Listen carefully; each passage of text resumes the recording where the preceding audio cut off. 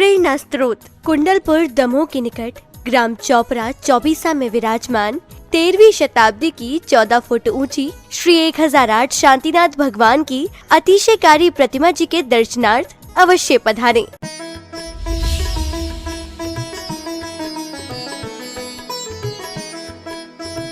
हैं तो अब स्थिति समाज की कैसे संभलेगी, क्या होगा, ये भी समझ में नहीं आ रहा। कुछ दिन हम लोग वहीं रुके रहे, कोई विचार ही नहीं किया, बिहार भी रोक दिया। समाज बंधुओं को समझ में आया कि महाराज जी बहुत पसोपेश में हैं, संकोच में हैं। प्रतिनिधिमंडल आया, बोले महाराज जी जो हुआ सो हुआ, आप तो पधारें। हमने कहा भाई अब अभी तो कुछ कहते नहीं हैं, अंकलेश्वर तक पहुंचते हैं फिर देखते हैं। अंकलेश्वर में विराजमान हुए, सभी लोग आए, नहीं महाराज जी बिहार तो होना ही होना, और आप आएंगे तो समाज को थोड़ा सा ठीक ठाक धार्मिक वातावरण रहेगा तो ठीक रहेगा। आचार्य श्री को पुनः समाचार भेजा, स्थिति ये बन गई है, क्या करें कैसा करें। तो आचार्य श्री ने संकेत दिया, त्यागी वृत्तियों के माध्यम से समाचार आया कि आचार्य श्री का कहना है अब जो हुआ सो हुआ। लेकिन महुआ जी पहुंच गए। महुआ जी में कुछ दिन का प्रवास किया, परिवार की शुद्धि हुई, उन्होंने विधान महुआ में आकर के किया। आगे बढ़े, पार्ले पॉइंट पर पहुंच गए। समाज ने उत्साह से, सारी समाज ने मिलकर के चातुर्मास स्थापित कराया। अब बाकी तो अपन को कुछ सोचना इसलिए नहीं था कि आचार्य श्री की छत्र छाया में बंधी हुई समाज है तो सारे प्रबंध जानती है, सबको समझती है, अपन को कुछ कहने की जरूरत नहीं। लेकिन समाज को तो एक बहुत बड़ी क्षति हो गई थी। लेकिन बाबूजी के बेटे आशीष जी को पार्ले पॉइंट मंदिर कमेटी के नए रूप में अध्यक्ष नियुक्त किया गया। उनकी माँ और पूरा परिवार सभी आए, दोनों भाई वगैरह। समाज ने वातावरण बनाया, चातुर्मास अच्छे तरीके से स्थापित हुआ, और फिर जो क्रम चलता है तो चलना शुरू ही हो जाता है। प्रवचन मालाएं, कक्षाएं सभी नित्य प्रति अपने चलने लगी। स्थान का प्रभाव क्या था, कैसा असर रहा वहाँ कि माहौल बहुत प्रभावनामय, सब जगह सब कुछ अच्छा चल रहा। और खास पर्यूषण के 2 दिन पहले, मतलब बहुत अच्छे चरम पर था प्रभावना का वातावरण। खूब तैयारियां पर्यूषण के लिए हो रही, रक्षाबंधन अच्छे से हो गया, ये हो गया, सब कार्यक्रम सुबह शाम के पूजा पाठ से लेके प्रवचन प्रभावना सब चल रही। और पर्यूषण के 2 दिन पहले खास तीज की तिथि में, पंचमी से पर्यूषण शुरू होते हैं, तैयारियां, पंडाल मंडप सब बड़े बड़े रूप में, संस्कार शिविर लगेगा। और पर्यूषण के 2 दिन पहले, समझ लो चौथ का ही दिन बीच में, तीज को दोपहर तक मैंने स्वाध्याय किया। जैसे नियमित क्रम में स्वाध्याय करते उस तरीके का स्वाध्याय रहा। भगवती आराधना का स्वाध्याय चल रहा था। स्वाध्याय करने के बाद हम अपने कक्ष में जाके बैठ गए। राजा भैया भी आके थोड़ी चर्चा करनी थी, बैठ गए। कमलेश भाई भी कुछ चर्चा करनी थी, वो आके बैठ गए। आशीष जी की मम्मी भी आकर के बैठी थी। तो ये सभी लोग बात कर रहे थे, आगे महाराज जी पर्यूषण वगैरह क्या कैसा करना। बातचीत करते हुए कमलेश को थोड़ा सा काम था, तो बोले महाराज जी हम अभी तो निकलते, बाद में आएंगे। ठीक है, बैठे ही थे, फ्री बैठे थे क्लास के बाद। और राजा भैया वगैरह बातचीत कर रहे करते करते कुछ ऐसा मुझे भी लगा। कैसा क्या लग रहा है, थोड़ा सा ऐसे कुछ अंदर से लगा कि क्या बात है, ऐसा तो कुछ लगता नहीं। तो उनको ऐसा समझ में आया कि महाराज जी को कुछ अनुकूलता सी नहीं दिख रही। तो मम्मी कहने लगी महाराज जी आप थक गए होंगे, इतनी क्लास वगैरह ले ली, सुबह से प्रवचन कर रहे, तो आप थोड़ा, हम लोग बाद में आ जाएंगे। तो हमने कहा नहीं, अब आप बार बार नहीं आ पाती, तो थोड़ी चर्चा जो भी करना कर लो। ऐसा करते हुए बैठे चर्चा कर रहे, फिर हम ही को कहना पड़ा कि नहीं अब ठीक है, तुम बाद में आ जाना, थोड़ी अनुकूलता भी नहीं है। राजा भैया को कुछ बात समझ में आई तो हम और राजा दो बस, बाजू में महाराज जी ये लग जी भी, किसी को कोई खबर ही नहीं, चर्चा नहीं, ब्रह्मचारी लोग भी। ऐसा करते हुए और थोड़ी गर्मी सी लगी, हमने राजा को कहा, हमने कहा राजा बाहर अपन हवा में बैठते हैं। राजा कहा ठीक है। राजा बोले भैया वृत्ति कर दूं क्या महाराज जी? हमने कहा हाँ कर दो थोड़ी सी। इतने में थोड़ी आवाज़ किसी को मिली होगी तो ब्रह्मचारी आ गया, बोले हम भी भैया वृत्ति करते हैं। ऐसा वैसा करके बैठे रहे। तो फिर हमको थकान लगी, हमने कहा राजा अनुकूलता नहीं है, अपन अंदर चलो लेटते हैं, लेट जाते हैं। लेट गए। अब राजा को लगा कि महाराज जी की का स्वास्थ्य अनुकूल नहीं है, तो उसने वहीं से मोबाइल से किसी को फ़ोन कर दिया कि कोई डॉक्टर को तो भेजो थोड़ा। डॉक्टर आ गया, उसने पल्स वगैरह देखे, ऊपर से चेकअप किया, बोले ये तो मामला ही गड़बड़ है। मामला क्या गड़बड़ है? राजा बोले क्या? महाराज जी तो बैठे बातचीत कर रहे, लेटे लेटे बातचीत कर रहे, हम पूरी बातचीत कर रहे, वो पॉइंट दबा रहे, कर रहा, वो कर रहा।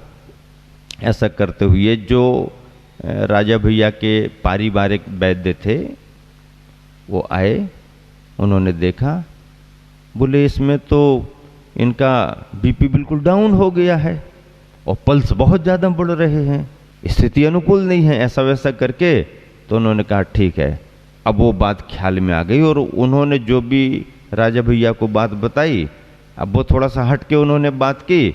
हम देख रहे हैं ये कुछ बात कर रहे हैं और हम पूछ भी रहे कि क्या है, तो कुछ बताया नहीं। हालांकि तकलीफ हमको किसी भी तरह की नहीं हुई, पूरा ख्याल में सब बातचीत भी करते रहे और हम ही उनको बताते रहे कि ऐसा करो वैसा करो। राजा भैया को ख्याल में आया उनका कोई एक परिचित व्यक्ति और है, उसे उनने फ़ोन लगा दिया, उसको बुलाया। तो एक कार्डियोलिस्ट जैसे कोई कहलाते ना, वो ये सब चीज़ें समझते, वो आ गया। उस संयोग से तुरंत वहाँ मिल भी गया, कहीं पास में ही आया। तो उसने कहा कि अब जो भी उसने इंग्लिश में उन लोगों से आपस में बात करी, हम समझ गए कि इनके लिए कुछ ख्याल में ऐसा आ रहा है कि मामला गड़बड़ है। अब हम पूछ रहे तो वो बता नहीं रहे। राजा भैया ने वहीं से, उनके पास संपर्क सूत्र थे ब्रह्मचारियों के, तो आचार्य के पास खबर भी भेज दी डॉक्टर की चर्चा के बाद में, क्योंकि उन पर भी जवाबदारी बहुत थी। तो जैसे ही खबर भेजी तो आचार्य ने भी ध्यान से सुना और फिर जो भी उनको संकेत दिए हों, निर्देश दिए हों, तो राजा भैया के ख्याल में आ गया। तो उसने कहा भाई बाकी तो उपचार कुछ हो नहीं सकता। डॉक्टर ने कहा ऐसा करो, ये करो, करो। उन्होंने कहा नहीं, ये सब यहाँ तो कुछ संभव नहीं है, आप तो ऊपर ऊपर से कुछ बता सकते हो, करो तो बताओ।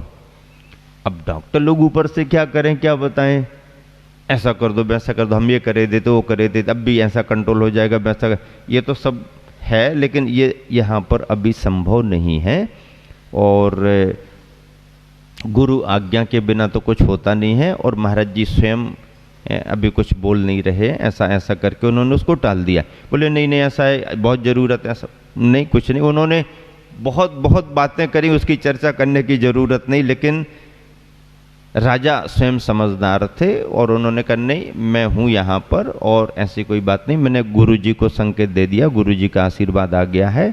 और अब फोटो भी लगी थी तो राजा भैया कहने लगे देखो आचार्य की फोटो है महाराज जी, आप आचार्य का स्मरण करो, सब अभी ठीक हो जाएगा। वो आया और उसने ऊपर से चेकअप वेकअप करने के बाद में वो एक प्रयोग किया, उसने ऐसा ऐसा करके उसको कुछ ख्याल आया। बोले भाई मैंने कोर्स किया है पर आज तक मैंने किसी पर प्रयोग नहीं किया, हाँ प्रैक्टिकल मैंने कहीं नहीं किया, कोर्स तो किया है और वो कोर्स ऐसा है कि पूरा कंट्रोल हो सकता हाथों के माध्यम से ही, पर उसमें रिस्क बहुत है। रिस्क कौन लेगा? डॉक्टर बोला रिस्क कौन लेगा? तो राजा भैया बोले मैं रिस्क लेता हूँ, आप करो और मेरी जवाबदारी है, आप निश्चिंत रहो।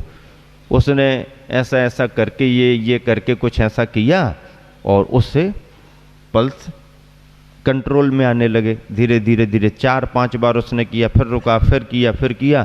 3-4 बार करने से स्थिति सामान्य आ गई। वो डॉक्टर हंसने लगा, बोले ये मेरी भाषा में चमत्कार से कम नहीं है, मैंने कभी हाथ नहीं लगाया। और बोले इस कमरे से अपन बाहर नहीं निकले, बाहर का कोई साधन अंदर नहीं आया। तो राजा भैया कहने लगे, डॉक्टर साहब, ना तुम्हारा प्रयोग और ना हमारा कुछ काम। ये फोटो हमारे गुरुवर की लगी है ना, मैंने गुरुवर के चरणों में समाचार भेजा दिया था और गुरुवर ने कहा सावधानी रखो, चिंता मत करो, सब ठीक हो जाएगा। 3 शब्द वहां से आए, सावधानी रखो, चिंता मत करो, सब ठीक हो जाएगा। और मैंने महाराज जी का हाथ पकड़ के कहा था, महाराज जी आचार्य श्री का ध्यान करो।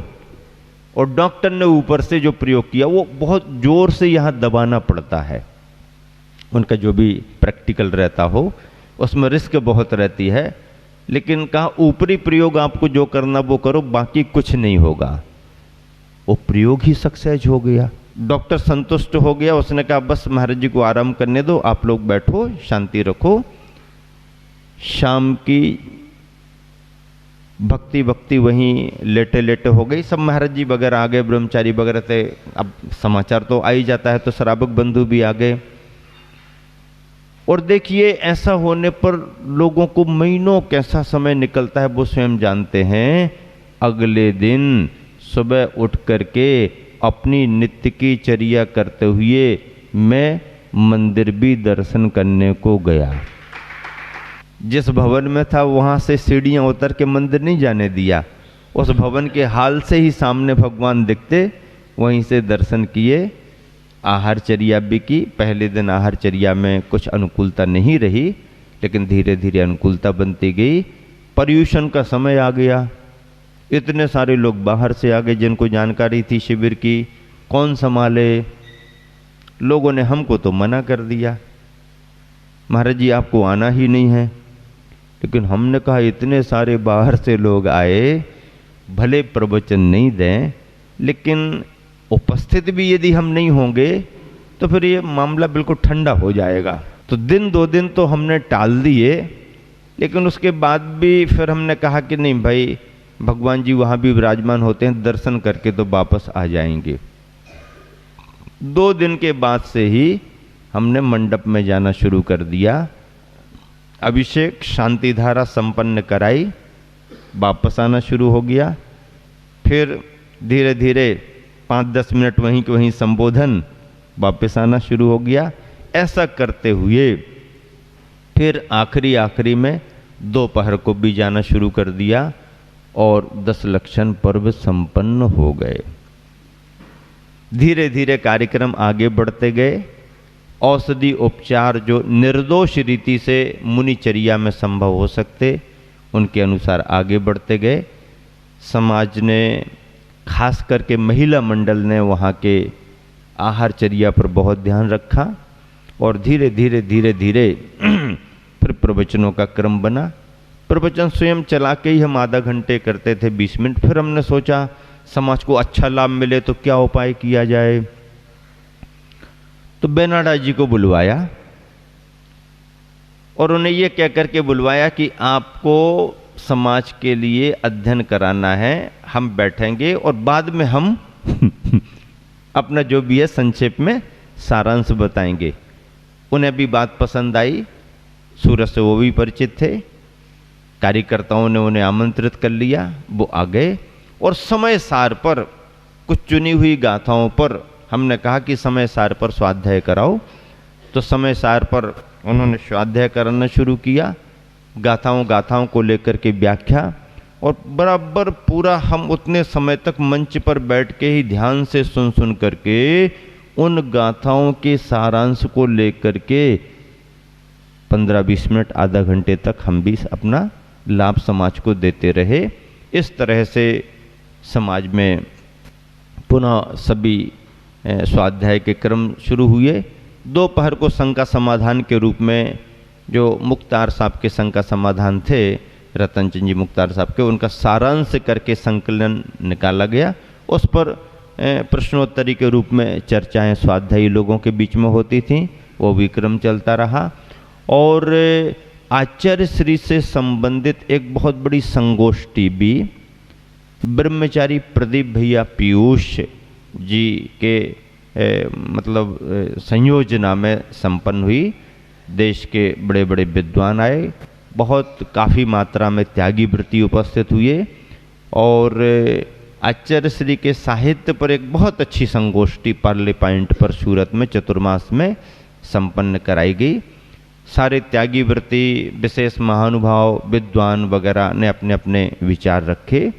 2 दिन तक ये संगोष्ठी अच्छे से चली और इस तरह समापन की ओर था कार्यक्रम। चतुर्मास का निष्ठापन भी हुआ। पिछी परिवर्तन का कार्यक्रम बड़े रूप में हट करके शहर में एक बहुत बड़े मांगलिक भवन में रखा गया। बहुत अच्छे से पिछी परिवर्तन का कार्यक्रम संपन्न हुआ। नियम संयम लेने वालों को ही पिछी देते हैं, ये तो सबको मालूम है। तो ऐसा ही करके फिर नरेश भाई जी सूरत वाले जो हैं उन्हें हमारी पुरानी पिछी का प्रदान की गई। ये सभी लोग तारंगा जी के लिए भी बहुत सहयोगी होते हैं और हमेशा इनकी संयोजना तारंगा क्षेत्र पर होती रहती है। बिहार हम लोगों का हुआ, गिरनार जी का लक्ष्य बना करके बिहार किया। लोगों को बहुत चिंता हो रही थी, चिंता तो अपन को भी हो रही थी। आचार्य श्री ने भी संकेत भेजा कि ठीक है आशीर्वाद तो गिरनार जी का है, लेकिन अनुकूलता हो तो करो, अन्यथा फिर थोड़ा सा देखो। अब मन में विचार आया कि गुजरात में यहाँ तक तो मुश्किल से आ पाए हैं। समाज बंधुओं का निवेदन ये भी हुआ कि महाराज ये भी सर्दी में 2-3 महीने का समय आप सूरत में ही निकाल लो, उसके बाद यात्रा करा देंगे। मैंने सोचा कि इतने बड़े महानगर में सर्दी निकालना तो ठीक है, पर ये सभी लोग परिचित हैं और अस्वस्थता कह करके और मुझे और अस्वस्थ बना देंगे ये लोग। तो जरा स्थान परिवर्तन होगा तो देखते हैं क्या होता है, कहाँ तक विहार करेंगे, कैसे विहार करेंगे। समाज ने पूछा और समाज ने तैयारी गिरनार जी तक की विहार की कर दी।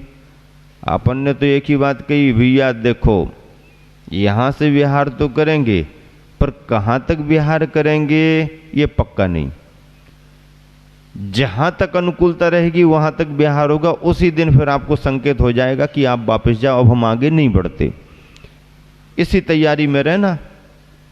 गिरनार जी तक का हम विहार करेंगे ऐसा नहीं कहते, बीच में भी कहीं रुक सकते हैं और थोड़ा थोड़ा विहार करेंगे।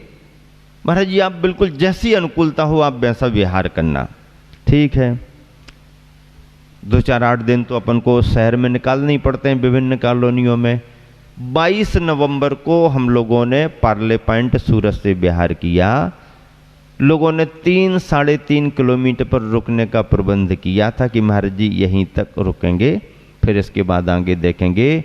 लेकिन पहले दिन ही 9-10 किलोमीटर का जो फासला था वो एक ही बार में, उन्होंने सोचा शाम को रुक के सुबह पहुंच जाएंगे। अपन ने सोचा शाम को रुको फिर सुबह फिर अलग से विहार करो, इससे अच्छा